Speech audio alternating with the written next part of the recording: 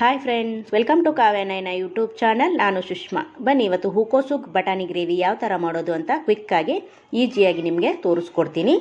ನೋಡಿ, ನಾನಿಲ್ಲಿ ಒಲೆ ಮೇಲೆ ಒಂದು ಪಾತ್ರೆಗೆ 2 ಗ್ಲಾಸಷ್ಟು ನೀರು ಹಾಕಿ ಕುದಿಯೋದಕ್ಕೆ ಇಟ್ಟಿದ್ದೀನಿ. ಇದಕ್ಕೆ ನಾನು 1/4 ಟೀ ಸ್ಪೂನಷ್ಟು ಅರಿಶಿನ ಹಾಕ್ಕೋತಾ ಇದ್ದೀನಿ. ಹಾಗೆ 1 ಟೇಬಲ್ ಸ್ಪೂನಷ್ಟು ಕಲ್ಲುಪ್ಪು ಸೇರಿಸ್ಕೊತಾ ಇದ್ದೀನಿ.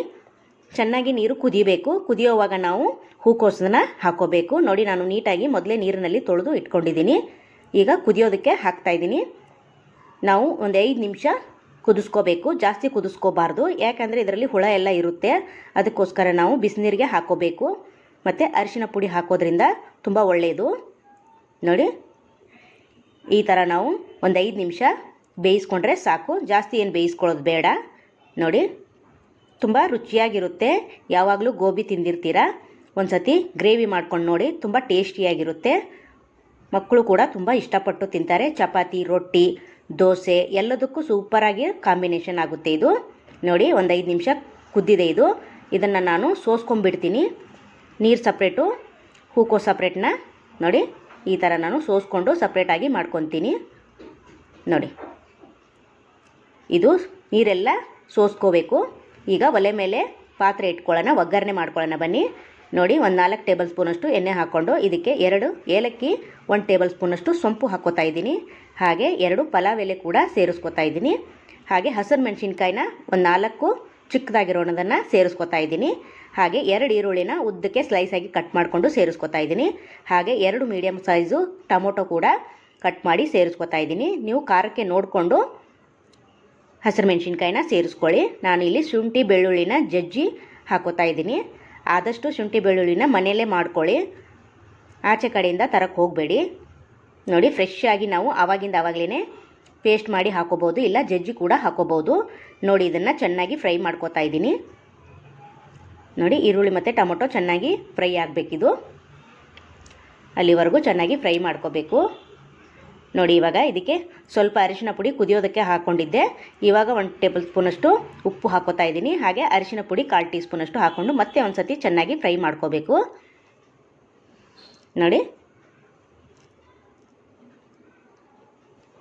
ಎಷ್ಟು ಫ್ರೈ ಆಗುತ್ತೆ ಅಷ್ಟು ತುಂಬ ಚೆನ್ನಾಗಾಗುತ್ತೆ.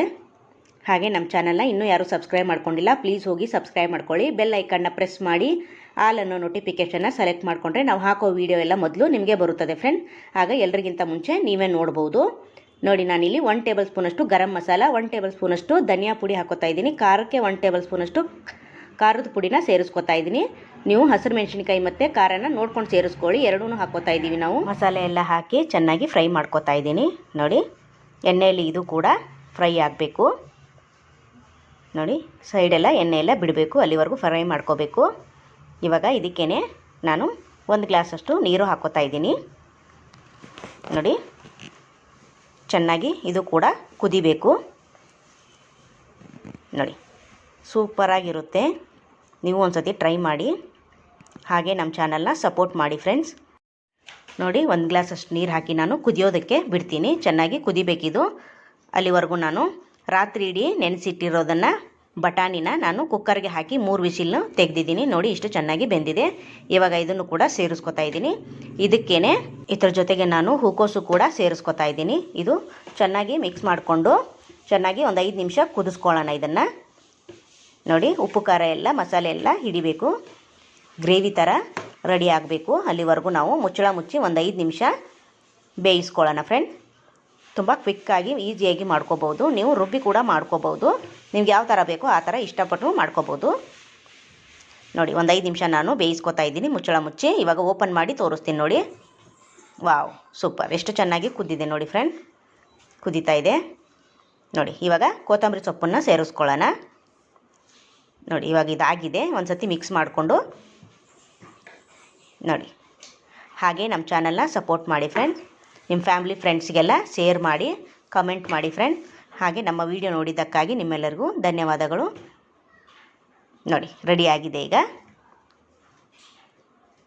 Thank you for watching. ನಮಸ್ಕಾರ ಫ್ರೆಂಡ್.